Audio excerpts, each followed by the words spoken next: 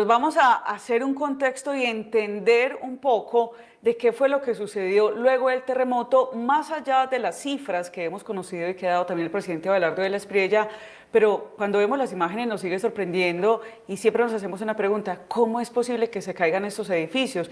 Edificios en Cali, edificios en Pereira, edificios también en la ciudad de Manizales, todo lo que ha sucedido incluso en diferentes municipios también de acá de Antioquia, en Quibdó, en Antioquia por supuesto en menor proporción de acuerdo a lo que hemos visto en el país.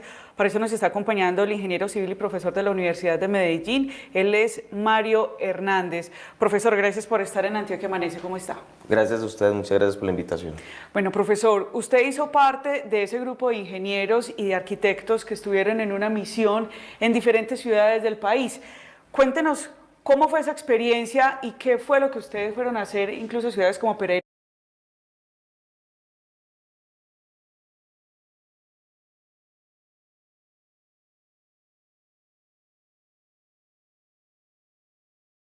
y Manizales. Bueno, sí, efectivamente es un grupo convocado, particularmente el de nosotros, por un grupo de investigación que es el CER, es un grupo de investigación en ingeniería sísmica al cual hacen parte diferentes universidades del país, de aquí de Medellín, de Bogotá, en la costa, y básicamente nos convoca Camacol, que está haciendo, digamos, un apoyo muy fuerte para las alcaldías en este proceso de revisión y evaluación de las estructuras luego del sismo. Y digamos nosotros como representantes de la Universidad de Medellín, que hacemos parte de este grupo CER, pues fuimos a las ciudades de Pereira y Manizales a ponernos a servicio de las alcaldías y las entidades gestoras del riesgo, básicamente para hacer la revisión de las estructuras que están hoy en pie en las ciudades y que ameritaban precisamente un diagnóstico de habitabilidad o no habitabilidad de las mismas. ¿Qué se encontraron en esa visita, profesor? Muy dura la realidad, muy dura la realidad tanto de Manizales como de Pereira. Hay que decirlo, Pereira mucho más que Manizales. Manizales es una ciudad que está un poco más adelantada en temas de gestión del riesgo. Pereira está haciendo también su esfuerzo, pero una realidad muy difícil, personas que literalmente lo perdieron todo.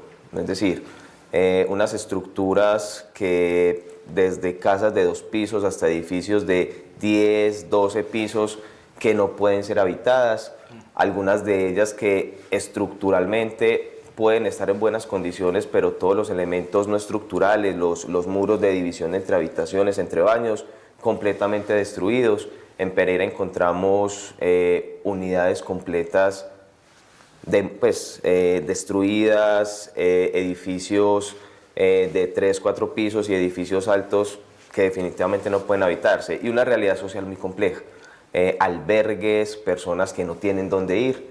A manera de ejemplo, sin detenernos pues en los elementos puntuales, hay una unidad, por ejemplo, de 4 edificios que son así paralelos, en donde entre edificio y edificio la comunicación se hace con tacos de escaleras en metal. Los tacos de escaleras fallaron y las personas, por decirlo así, están atrapadas en los edificios, ¿cierto? Entonces tenemos unas realidades sociales bastante complejas. Profesor, ¿por qué se cayeron estos edificios? Contrastemos, digamos, el tema de la magnitud de ese terremoto de 7.4 también con las normas sísmicas. Sí. ¿Y qué son esas normas sísmicas? Hay muchísimas causas que llevaron a este desastre, ¿cierto? Desde el tema sísmico, que es la amenaza, hasta qué tan preparadas están las estructuras para atender esa amenaza, ¿cierto? Y no solamente el componente estructural, también el componente geotécnico. A manera de ejemplo, en Pereira hay zonas en donde pasaban ciertos afluentes o ciertos arroyos permanentes, y en la historia y en el desarrollo de la ciudad, no podemos decir que es en los últimos años, es en el desarrollo de los últimos 100 años, la gente fue tapando estos afluentes para empezar a hacer construcciones sobre ellos. Eso es lo que tiene, digamos, de efectos secundarios, que genera unas debilidades en el suelo, y esos suelos débiles, por ejemplo, son pero buenísimos, y hay que hacer contraste, lo digo en términos malos, para amplificar ondas. Entonces tenemos edificaciones en Pereira completamente destruidas sobre esos llenos de esos afluentes que, insisto, aparte del problema hidráulico, genera una debilitación del suelo que cuando llega un sismo, esos pero nido para amplificar ondas y para magnificar los elementos sísmicos. Y no solamente eso, hay que recordar que el diseño sismorresistente en Colombia, como ley y como manual, parte desde 1984. Nosotros al día de hoy tenemos 2 actualizaciones de ese primer manual, digamos, de diseño sísmico que teníamos en el 84, que fue la NSR del 98, y la que tenemos actualmente, la NSR del 2010. Hay un patrón en las 2 ciudades en que estuvimos, inclusive se observan en otras ciudades, que los edificios que fueron diseñados bajo NSR 2010 fueron los que menos sufrieron. O sea, realmente sí hay un patrón que por lo menos la norma sí ha disminuido la vulnerabilidad de las edificaciones. Pero la realidad es que las edificaciones previas a las normas, inclusive a las del 84, no están con esos estándares de construcción y de seguridad que deberían estar. Entonces es donde empieza la primera lección, no solamente para las ciudades donde ocurrió el evento, sino para todo el país. Vamos a tener que actualizar nuestras estructuras a la norma actual. ¿Qué dicen esas normas, profesor? Habla de los materiales, de la cimentación, digamos, hablemoslo como en palabras comunes, sí, para los que no somos ni ingenieros ni ingenieras. Es muy fácil. ¿Qué hace la norma sismorresistente? Las normas sismorresistentes lo que hacen es que empiezan a codificar, almacenar, agrupar los eventos sísmicos que ocurrieron en el país a lo largo de la historia. Por ejemplo, la norma del 84 parte del evento sísmico que hubo en Popayán en el 83. Entonces, las normas van acumulando esa información de eventos sísmicos a lo largo de la historia y empiezan a generar unas condiciones de diseño para que los edificios por lo menos sean capaces de resistir los eventos sísmicos históricos, ¿cierto?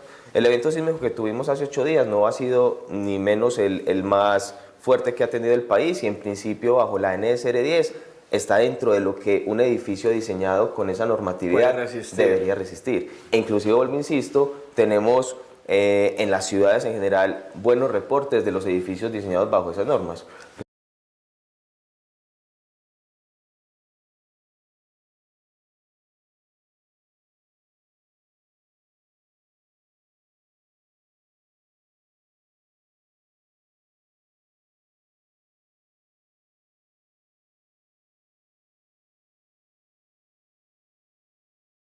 Pero nosotros tenemos que entender que aquí tenemos estructuras de más de 100 años, de 80 años, de 90 años, y insisto, no nos tenemos que ir de Medellín. Ustedes revisan los colegios de Medellín, las universidades de Medellín, y tenemos edificios de 50, 60, 70 años. Entonces, insisto, la norma ha respondido bien a este evento, pero lo que es claro es que la mayor cantidad de las edificaciones en Colombia no están ajustadas a esa norma. ¿Y qué es ajustarlas? Ajustarlas es repotenciar las estructuras, volverlas mucho más robustas para que cuando lleguen esas condiciones sísmicas como llegaron hace 8 días, pues los edificios las puedan resistir y el concepto sísmico básico mínimamente den tiempo para que las personas puedan salir de la edificación sin que se vea afectado su vida, que es finalmente el ser de la norma. El ser de la norma no es cuidar infraestructura, el ser de la norma es cuidar vidas. Profesor, esa sería la respuesta al por qué en municipios y departamentos donde no fue el epicentro del terremoto se perjudicó tanto, hubo más tragedias. Incluso en el Chocó, pues claramente donde fue el epicentro hay también edificios que se derrumbaron. Quiero preguntarle en torno a esos edificios más bajos, edificios más altos, incluso nos lo recuerda el productor Leonardo Chica, que hay una discusión en redes sociales del por qué se cayeron más fácil las casas, los edificios de pisos hasta 5 y no los que de alguna u otra manera tienen pisos de 10 en adelante. Yo creo que todo va amarrado e insisto, todavía falta hacer censos mucho más detallados porque seguimos en el mismo proceso de diagnosticar estructuras. O sea, todavía las estructuras de las ciudades no han sido diagnosticadas en su totalidad. Y hay algunas que siguen cayendo. No, por supuesto, hay algunas que siguen cayendo y otras que están en potencial peligro de caerse. A manera de ejemplo, Manizales tiene más de 1.300 estructuras afectadas. Solamente el centro histórico tiene 500 casas afectadas que son patrimonio de la nación. O sea, Manizales tiene una condición específica y es que son patrimonios históricos las casas que hay allí, son más de 500 casas, ¿cierto? Entonces, todavía estamos en un proceso de evaluación. Todavía hay personas que su vivienda Se le han evaluado una vez rápida, pero no han tenido la evaluación detallada que se tiene en la segunda fase. Entonces, respondiendo a tu pregunta, haciendo un primer paneo, sí hay una correlación, y es que efectivamente esos edificios que tienen menos de 5 pisos probablemente fueron los que se construyeron con mayor antigüedad. La NSR 10 trae la construcción de edificios de muchísimos más pisos. Entonces, muy probablemente hoy los edificios que tienen 15, 20 pisos, no puedo decirlos que todos, muy probablemente son los que están ajustados a la NSR 10. Ahora, hay edificios altos que se comportaron muy bien, entonces donde uno empieza a ver la Torre de Cali, donde empieza a ver ciertos edificios en el centro de Manizales que se comportaron supremamente bien, pero volvemos a lo mismo, porque son edificios estatales de muchísimo cuidado, que a medida que van pasando las normas se van haciendo sus respectivas actualizaciones. Una actualización sísmica de una edificación es simplemente adosarle elementos para que cumplan con esas condiciones de diseño. Yo creo que les coloco un ejemplo que creo que todos los conocemos, el Estadio Atanasio Girardot. Cuando se hace la actualización de la norma, ustedes ven que al estadio le colocan esas X de acero, sí, que por fuera de la fachada es precisamente para ajustar su estructura a los nuevos descubrimientos que trae la actualización normativa, ¿cierto? Que muchas edificaciones de la ciudad, sobre todo las públicas de gran importancia, se le generaron ese tipo de elementos. Lo que pasa es que eso no se puede quedar solamente en ciertas edificaciones, eso hay que llevarlo a muchas. Entonces puede ser por eso, puede ser porque los edificios más altos están ajustados más a la norma actual y los edificios más antiguos son precisamente ese nicho que hablo antes del 80 y el 70, que efectivamente no fueron diseñados bajo estas normatividades. Profesor Mario, hablemos justamente del impacto de este terremoto acá en el departamento de Antioquia. Hay algunas versiones que dicen lo que pasa es que como el departamento está cruzado por el batolito antioqueño, que es esa gran cantidad de rocas, lo que nosotros vemos en San Rafael, El Peñol, Guatapé y demás, y otros municipios, Cocorná incluso, pues que de pronto eso pudo haber detenido la onda. Pero usted tiene una gráfica donde nos puede explicar, digamos, esa distancia que hay desde el departamento de Antioquia hasta ese lugar donde se generó, donde fue el epicentro del terremoto. Ahí hay que empezar con un primer elemento, y es que cuando se repite... Si quiere se puede parar, profe, perfecto, con toda confianza, como dándonos clase, como dándonos, sí, no hay problema. Cuando se genera un sismo, cada ciudad tiene unos instrumentos especiales que está en la capacidad de en ciertos puntos hacer el registro de cómo llega el sismo en esa ciudad, ¿cierto? Es muy diferente la energía que se libera en la zona del sismo que la forma como llega la onda a cada ciudad. Entonces, por ejemplo, Medellín tiene una red de acelerógrafos muy interesante, son más de 15, 16 acelerógrafos en toda la ciudad que permiten medir la onda. Manizales también tiene una red sismográfica muy interesante. En Pereira tuvimos un problema, y es que Pereira no estaba funcionando la red de acelerógrafos, entonces lastimosamente no pudieron hacer el registro. ¿Qué son los acelerógrafos? Los acelerógrafos son unos instrumentos que están en la capacidad de medir la magnitud de la onda cuando llega al sitio donde está instalada. Insisto, la onda cuando, ya lo voy a explicar en la gráfica, cuando parte de la zona donde se genera el sismo, empieza a viajar por el suelo, por la tierra, y ese viaje empieza a generar unas modificaciones, o se atenúa o se amplifica. Entonces, en las distintas ciudades se tienen, insisto, una red de instrumentos que están en la capacidad de medir cómo llega la onda al sitio, ¿cierto?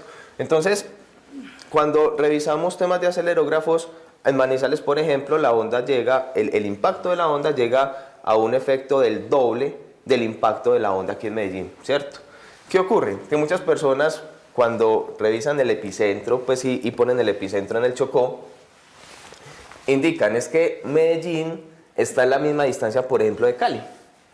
La misma distancia, cuando uno toma la distancia recta entre lo que llamamos el epicentro, se dice epicentro en la parte superior, hipocentro en la parte inferior, cualquiera de las dos palabras está correcto. Entonces uno toma la distancia recta y dice, no, pues Medellín está en la misma distancia recta de Cali.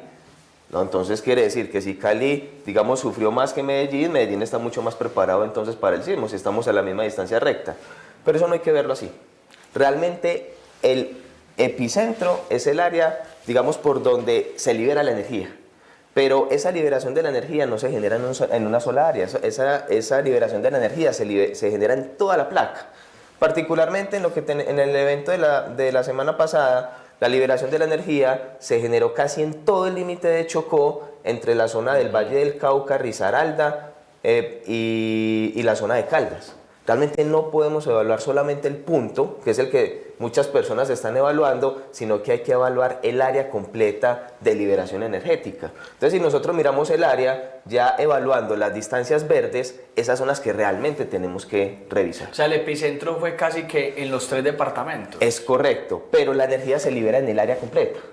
Entonces nosotros no podemos sacar la distancia recta, que es la línea punteada entre el epicentro, sino que tenemos que evaluar el área la distancia más cerquita al área de propagación de esa onda. Entonces, cuando lo evaluamos en términos de área, digamos que la distancia real que tenemos que revisar para evaluar el impacto es la distancia verde. Si ustedes observan, la distancia verde, que es la distancia al área completa de afectación, es muchísimo más corta que, por ejemplo, la distancia a Medellín. Por eso es que en Medellín sentimos el sismo mucho más bajito que lo que pasó en Cali. Si acá lo sentimos duro, si acá lo sentimos duro, ¿cómo lo sintieron ellos, cierto? Inclusive, conversando con las personas en Pereira, Sí. allá el sismo, y es una versión de todas las personas con las que pudimos hablar, allá el sismo no solamente tuvo el comportamiento horizontal que nosotros sentimos acá, Sí. sino que empezó a hacer esto. Empezó a hacer el comportamiento vertical a tal punto que no se podían mover. Dios. A tal punto que no se podían mover. Pues aquí la experiencia de nosotros en vivo, incluso cuando empezó el terremoto, yo decía, esperemos que ya va a pasar. Y la pregunta es, ¿por qué fue tan largo este terremoto? No, es que realmente fue un evento que se mantuvo en el tiempo, a diferencia de Sí, de nunca sismos habíamos pasados. sostenido un terremoto es que tanto tiempo. claramente fue un sismo atípico para lo que hemos vivido nosotros, ¿cierto? Cuando conversas con las personas, pues porque vos sos inclusive tan o más joven que yo, entonces nos empiezan a hablar, por ejemplo, del sismo de Murindó en el 92, inclusive quien haya vivido el sismo de Popayán en el 83 probablemente nos va a decir ese estuvo más fuerte o más suave, pero independientemente de la percepción, lo que tenemos que evaluar numéricamente y bajo modelos es esta área. ¿Por qué lo digo? Porque la vulnerabilidad de Medellín, la condición de su infraestructura, no va a ser muy diferente a la vulnerabilidad de Cali, a la vulnerabilidad de Pereira o Manizales. Es decir, no nos podemos quedar en el tema que es que llegó exactamente igual a Cali, por ejemplo, y entonces Cali tiene unos edificios con menos riesgos que los nuestros. No, en absoluto. Medellín sigue teniendo el mismo riesgo que el Valle del Cauca, y es entender que realmente las distancias hay que tomarlas sobre la franja completa de afectación, revisar, insisto, la distancia verde de Cali es mucho más corta, la de Medellín es mucho más larga, ni qué pensar de Buenaventura, Armenia, Pereira y Manizales. Ahora, ¿por qué Quibdó sí tiene una distancia más larga que Manizales, Pereira o Armenia? Porque sufrió inclusive tanto. mucho más. Porque, vuelvo, insisto, es la vulnerabilidad de las edificaciones. Quibdó no está tan preparado para recibir un evento sísmico de esta magnitud como si lo puede estar Cali, Armenia, Pereira o Manizales, inclusive Medellín mismo. Pero pensar que solamente evaluando las distancias punteadas por el epicentro es algo equivocado. Hay que evaluar el área completa, y claramente a Cali, Armenia, Manizales y Pereira el sismo llegó a una intensidad muchísimo más alta que lo que vimos nosotros en Medellín. Profesor, ahora, para reconstruir entonces estas ciudades, luego de la visita que ustedes hicieron, de lo que vieron, lo que se trajeron ya como diagnóstico, ¿cuáles son esas recomendaciones justamente para poder comenzar a reconstruir Pereira, Manizales, Cali? ¿Cómo se tendría que hacer? Cambiar de terreno donde hoy hay escombros, tal vez moverse del lugar. ¿Cuáles son las normas que se deberían de aplicar? ¿La altura de los edificios cómo tendría que ser? El tema del sitio es un tema muy complejo tanto en Manizales como en Pereira, como en todas las zonas de afectación. Cada sitio tiene su particularidad, y lastimosamente Colombia estamos en una zona de muchísimas fallas geológicas. No solamente esta es la única, en Santander tenemos unos sistemas complejos de fallas, sino que también estamos en una zona de unos suelos bastante desfavorables para los temas de amplificación de ondas sísmicas. Entonces, pensar que vamos a encontrar o vamos a descartar ciertos suelos por temas sísmicos, pues yo te lo resumo, es como no poder construir en ninguna parte del país. O sea, es así de simple. Solo en Medellín tenemos muchísimos suelos que no favorece temas de expansión sísmico. Y haciendo como un pequeño paréntesis, hablan del batolito antioqueño, entonces que nos protege el batolito antioqueño. No funciona así. El batolito antioqueño es una gran masa de roca, pero al ser una gran masa de roca que no está muy fracturada, lo que hace es que simplemente transporta la onda, ni la atenúa, ni la amplifica, pero la transporta. Cuando llega a los suelos de, por ejemplo, la ciudad de Medellín o del oriente antioqueño, que son suelos finogranulares, son suelos que cuando uno los toca parecen plastilina, ese tipo de suelos amplifican la onda. Entonces pensar que no vamos a tener esos suelos, se los digo, es como pensar que nos vamos a ir del país todo, ¿cierto? Vamos a tener que seguir construyendo donde estamos construyendo. ¿Dónde está la clave? La clave está en que vamos a tener que hacer un análisis completo, se llaman estudios de vulnerabilidad de nuestras infraestructuras. Eso sí lo vamos a tener que hacer como país. A manera de ejemplo, en Pereira hubo un barrio en donde después del sismo del 99 teníamos 3 conjuntos residenciales. De esos 3 conjuntos, uno de ellos, después del sismo del 99, hizo la repotenciación de las estructuras, estamos hablando de edificios de 3 pisos, hizo la repotenciación de las estructuras bajo la normatividad vigente para ese entonces, que es la normatividad del 99, y las otras 2 unidades no lo hicieron. Vamos a hacer la inspección en el sismo que ocurrió hace 8 días, y los edificios que hicieron sus actividades de repotenciación están en pie, y los otros 2 edificios están completamente, y los otros 2 unidades están completamente destruidas. Entonces, como país vamos a tener que evaluarnos. ¿Dónde está el reto hoy? El reto hoy es que, yo lo digo así, es una expresión mía, para mí este es el sismo de la clase media. Es el sismo de la clase media porque es el sismo de las personas que tienen un apartamento, que tienen un vehículo, pero que lo perdieron todo hoy. Hay que hacer, y hoy las aseguradoras están en un proceso complejo, hay que entrar a hacer primero la evaluación de qué estructuras estaban aseguradas, cuál era el alcance de ese seguro, porque puede ser un seguro de zona común, pero no un seguro de apartamentos. La pregunta es, ¿qué va a ocurrir con los edificios, con las edificaciones, con las familias que no tenían seguro o cuyo seguro no cubre, digamos, un tema específico como terremoto? Yo creo que como país vamos a tener que volcarnos a ayudarles a estas personas, porque no puede ser diferente. Y seguramente el tema de las aseguradoras también va a cambiar porque ya luego de esta experiencia muchos van a querer adquirir un seguro, pero funciona como las EPS, es que inmediatamente usted tiene una enfermedad, las cosas se ponen más complicadas. Profesor Mario Hernández, muchísimas gracias por estar en Antioquia Amanece y darnos este contexto sobre lo que sucedió entonces en el terremoto y compartirnos la experiencia que tuvo usted de visita en Pereira y Manizales. No, a ustedes y digamos un mensaje final. Como país tenemos que seguir unidos. Yo creo que estamos muy unidos en estas semanas y tenemos que seguir unidos porque lo complejo apenas empieza. La realidad de estas familias que lo perdieron todo apenas empieza. Y una invitación a nivel profesional, todavía faltan muchas estructuras por diagnosticar en todos los municipios. No, yo creo que hay que desmitificar algo, es que hay que hacer el experto en estructuras. No, todos los que somos ingenieros civiles, inclusive arquitectos y constructores, podemos ayudar. Hay personas que no saben lo básico de su estructura, que un ingeniero civil, un arquitecto, inclusive sin ser especialista en el tema de estructuras, sí lo sabe. Las personas están esperando respuestas. Están esperando si su vivienda puede ser habitada o no puede ser habitada a nivel nacional y faltan muchísimas estructuras por revisar. Entonces, nuevamente hay convocatorias de Camacol, hay convocatorias aquí en Medellín de la Sociedad Antioqueña de Ingeniería, de las entidades de riesgo, por lo menos llenar los formularios para que nos tengan en cuenta para ayudar. Ya que finalmente nos llamen o no, pues será el proceso, pero estar dispuestos a gastar 2-3 días para ir a apoyar como profesionales, como esa misión que tenemos con la sociedad, a ir a apoyar la revisión de esas estructuras, que créanme que faltan demasiadas a nivel país. Profesor, muchísimas gracias y además por esa invitación. Nosotros vamos a hacer un pequeñísimo corte comercial y ya venimos además con una papa caliente del municipio de Yolombó.